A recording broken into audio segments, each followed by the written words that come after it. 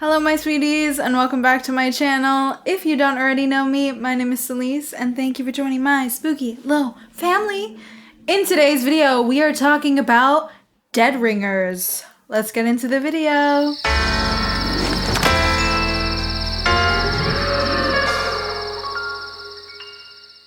Oh my god, hi. I know, who is she all in red? It's still me. It's still me, but I figured I'd dress like Jeremy Irons for this. So before we talk about dead ringers, which I really want to talk to you guys about, I have to just quickly address that yes, this is a new series that I am going to be doing called I Found My One. This series is going to be me finding my one favorite film from certain horror film directors.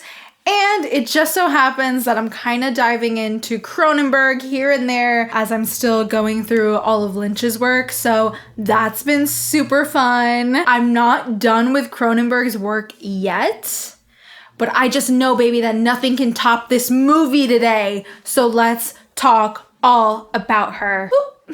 Co-written and directed by David Cronenberg, starring Jeremy Irons and Genevieve Bujold, Dead Ringers 1988 follows Elliot, a successful gynecologist who works at the same practice as his identical twin Beverly. Elliot is attracted to many of his patients and has affairs with them.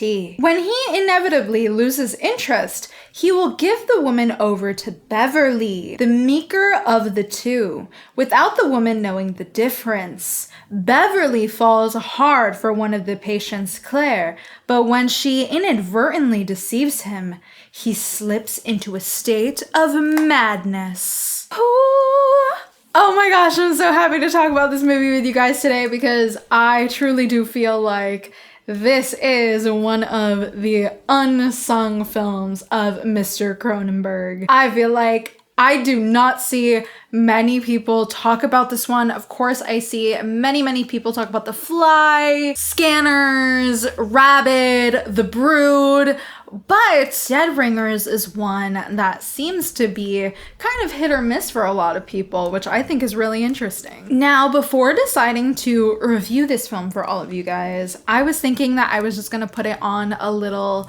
list video because here on the channel, you guys know I love to do list videos highlighting underrated horror films and foreign horror and indie horror. You guys know how much that means to me. I know Jeremy Irons did not serve face and give a great performance like that for me to just talk about it for 2 minutes in a list video. Ew. So before we talk more about the film and our performances, I have to highlight the fact that the twins that Jeremy Irons plays in the film is actually based on these two twin gynecologists, the Marcus brothers, who practice in New York City. And oftentimes when their patients would go in, they would end up leaving kind of confused and not sure which twin they saw that day, which I think is so weird. I gotta say, that would kind of make me feel rather uncomfortable. So I could see how a film like this could be born. I also do see a lot of people constantly having the argument that, you know, this film is not a horror film and is more like a drama thriller situation. Listen to me right now. We're not doing that here. It's Cronenberg. There are definitely body horror elements throughout this movie. That's kind of like this man's thing. So yeah, this one is performance heavy. I feel like it does not take away from the actual horror that is going on in the movie because there are multiple types of horror going on in the movie. Even though it's not always visual, what is happening between the two twins and also what goes on with Claire when she's introduced is actually horrific. So anyone watching this movie not thinking it's a horror film, that is so interesting to me because I just don't understand that logic at all. Now, maybe it's just me because I feel like this film actually did kind of instill some fears in me. Like, obviously, I think if you are a woman, then you know that a lot of the time when you go to the gynecologist, it is scary. It's a scary, nerve-wracking situation. And so a lot of what's going on in this movie to me was actually scary on a personal level. So with that aside, let's talk about our performances. And before we get into the incredible, lovely, and ever so gorgeous Jeremy Irons, let's talk about who was almost cast as the Mantle twins before Jeremy Irons. So apparently Robert De Niro was approached to play the Mantles, but he declined because he was very uneasy with the subject matter and he was ultimately uncomfortable portraying gynecologist. So okay. I think it would have been so weird if it were Robert De Niro. I don't know why. I just can't picture anyone in this role other than Jeremy Irons. So let's get right into that lovely performance. Jeremy Irons, of course, plays our two twins, and he does it so beautifully. There is such a distinct difference between Elliot and Beverly. And I also love the names that they use for the twins. I love it. And I love their little nicknames are Ellie and Bev. It's so cute. Claire makes a point in the film to mention that they have like girl names. And I love that. I thought it's also really important to the character. And if you haven't seen the movie, I won't spoil that for you. It matters. But anyways, I'm getting lost because I'm too excited talking about this movie right now. When doing my research, I saw that Jeremy Irons had mentioned that he did a lot of inner work to kind of portray both Ellie and Bev differently. You can actually see it. Apparently there are some slight visible things to make them look different. They had mentioned it's something like with the hair and some other little details, but they're so slight that you would really, really have to pay attention. But Jeremy Irons, when playing both Bev and Ellie, is so interesting because Elliot is very, very confident and kind of has a completely different like demeanor and just stands a bit differently, which I think is really interesting because also Jeremy Irons mentioned that he did practice the Alexander technique to help him get into the role physically, which I just love hearing that because actually in my time in my acting conservatory, we did take Alexander technique classes and I felt like it really is such a great way to get into the body of the character you are playing. And I love it. It's a really relaxing thing to do. And it makes you feel just really in tune with yourself. And I could really see that he used that technique because you see how Elliot kind of walks with confidence and kind of has like a different posture. And Bev is a lot softer and more emotional and like meek. I love Bev. I just feel like he is such a tortured soul. Jeremy Irons, to no surprise, plays the parts so well. So well, in fact, that he won multiple awards for his performance in this film. I also believe that this film won Best Picture at the 10 Genie Awards, and it also is in the top 10 Canadian films of all time, which we love that. That's so fun. Not that I know anything about the top 10 Canadian films of all time, but I guess I'm gonna have to look into it. Speaking of Jeremy Irons' performance, I also have to mention that I love the way that they created the film because it really is so technical, and I just love seeing the way that they kind of put together the shots so that you could see two Jeremy Irons standing side by side. And you know what? I think that Letterboxd user Brianna said it best. This film answers the interesting question of what if there was two Jeremy Irons? Girl, I agree. Literally no notes, because without the performance of Jeremy Irons, I actually don't know if this movie would have gripped me the way it did. This film is dealing with a lot of different themes. It deals with a theme of codependency. And after having recently just seen Together, and obviously with Possession 1981 being one of my favorite films, codependency in horror is always something I really like to see. And the way it's done here is magnificent. It is such a beautiful portrayal, and I love that it is between two twin brothers and it's not really a romantic kind of codependency. Though I gotta be real, girl, there's some moments in this movie that I was like, this is kind of incestuous. Like, should I be watching this? Ew!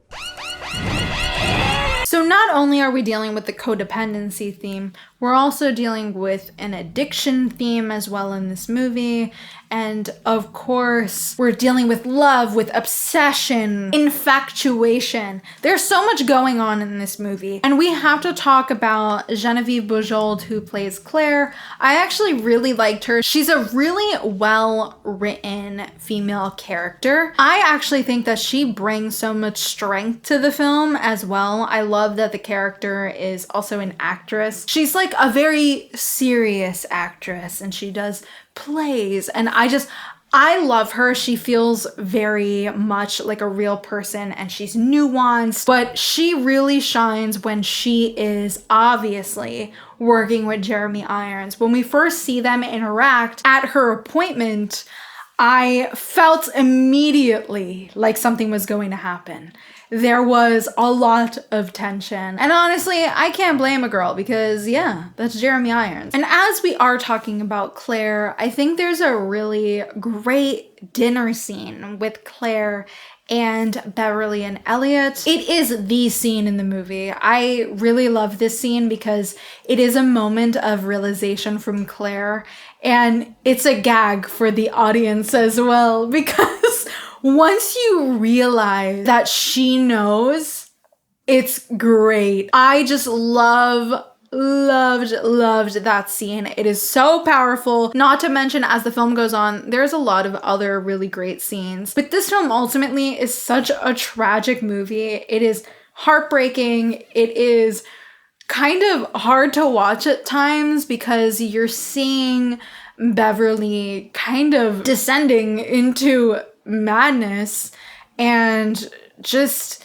self-sabotaging, and he's not doing well, and he can't handle how much he likes Claire, and he's just going through a lot. And then we see how that affects Elliot and what Elliot does later for Bev, so they can kind of synchronize again. Because after Bev starts taking all of these pills, he kind of gets too addicted, and then, you know, Elliot is determined to get him better, but also that affects Elliot, so then we have to see what Elliot is going through, and then ultimately, girl, it does not end well. So another big theme in the film is obviously bodies, specifically the female body, and during the time that Bev is not doing so hot and can't deal with, you know, Claire leaving for work, he ends up having these paranoid delusions about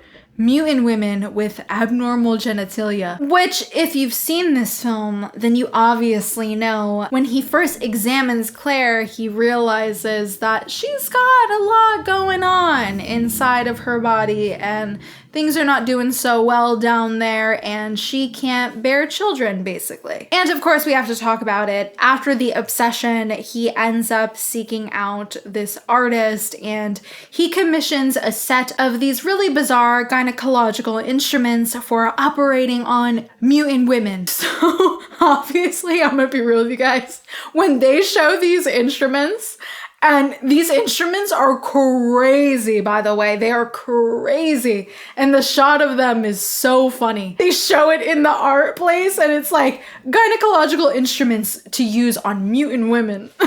Like, it's just crazy. And I was sitting there like, hell yeah, I'm a mutant woman. After all of that, basically Bev prepares to operate on a patient during surgery with one of the tools, and the entire surgical team is completely in shock because they're like, what are these tools? I don't know how to use these. That doesn't end well there. they end up losing their medical careers. And essentially, Elliot's just completely dead set on trying to help Bev and get them synchronized. So he begins to go down his journey of taking pills, and then that ends up into other things. As you can tell, it ends up with a lot of addiction on both sides, and they cannot synchronize. So then we get to that glorious finale. We finally see these insane tools put to use. Girl, it is in the most sad way I've ever seen. We see an incredible performance from two Jeremy Irons. One is a sobbing Bev trying to help a helpless Elliot. It is heartbreaking. And then once we get past seeing him trying to help his brother who's not doing well, we get to that incredible final shot. It killed me. It killed me, you guys. It was such a powerful moment because it also shows the codependency aspect really, really well, and how Bev can't live without Elliot and doesn't want to. And we end with the ending we got. Just thinking about it now, I could actually cry because it is really so sad. And they really loved each other so much and needed each other, and it's awful. Oh my god, I feel weirdly connected to this movie, and I don't even have a twin. Oh my god. Anyways, now that I just gave you an entire breakdown of the whole movie, all I've got to say is it was easily going to be my favorite Cronenberg. When the film opens up, it opens up with this gorgeous artwork, and it has such a great title card. And I immediately loved the film, like the way it looked, and I also just loved how performance-based it is. I am somebody that I really love intimate movies with big performances, and Dead Ringers is one of those because there really isn't many people in the film. We kind of are just with Bev and Elliot the whole time, and we do have Claire there. So it's a lovely little threesome of a movie. I think in these kind of films, like I've mentioned in Together and even in Possession 1981, we get some of the most beautiful performances in such an intimate film like that. So this movie was already made for me. Not to mention, there are just so many see you next Tuesday moments.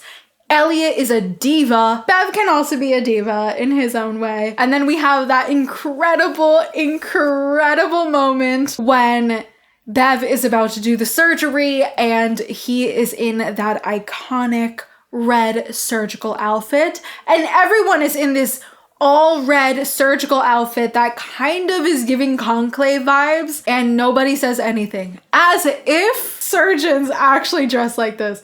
Low key, it's crazy, but I would be obsessed. I'd be laying on the bed ready to get surgery and be like, yo, I see the fit, I see the vision, baddie. So you know what? This movie was made for me. I just have to thank Mr. Cronenberg because he has such a way with making these body horror films that are so personal and they're all so unique. He is such a master at the body horror genre.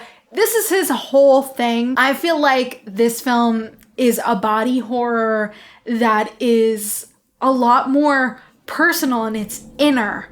And that's what's so beautiful. And that's why I didn't care that there wasn't a lot of, body horror on screen, practical effects stuff going on, because the real horror is the psyche and what is going on between these two brothers. I think this is truly one of his best works, and I really, really want you guys to see it. If you just listened to me give away the whole movie and you didn't see it, I'm so sorry, but go see it anyways, because there's no way I could explain it as well as the film. All right, you guys. Well, with all of that being said, I am going to be giving Dead Ringers, to no surprise, 5 levs out of 5. I think this is a damn perfect film.